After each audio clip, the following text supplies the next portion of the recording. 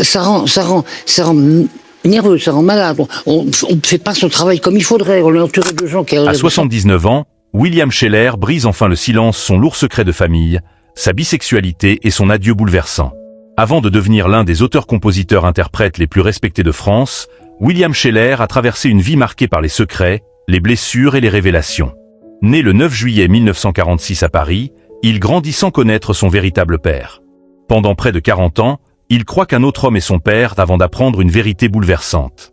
Dans une interview, il confiera même « Ma mère m'a kidnappé », évoquant le traumatisme d'une enfance qui l'a profondément marqué.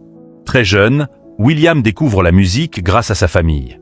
Son talent exceptionnel le pousse à étudier le piano et la composition avec le professeur Yves Marga. Destiné à une brillante carrière dans la musique classique, il change pourtant de voie après avoir découvert les Beatles. Fasciné par leur univers, il choisit de se tourner vers la musique populaire, malgré les réticences de son entourage. Le succès arrive rapidement.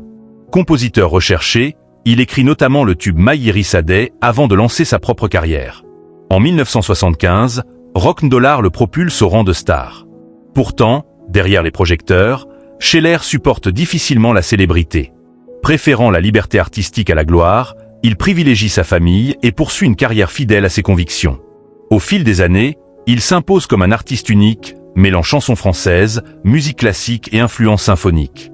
Mais la scène finit par devenir trop exigeante. En 2021, il annonce qu'il ne chantera plus et qu'il ne jouera plus du piano. Il vend même son instrument et se sépare de ses récompenses, tournant définitivement la page d'une carrière exceptionnelle.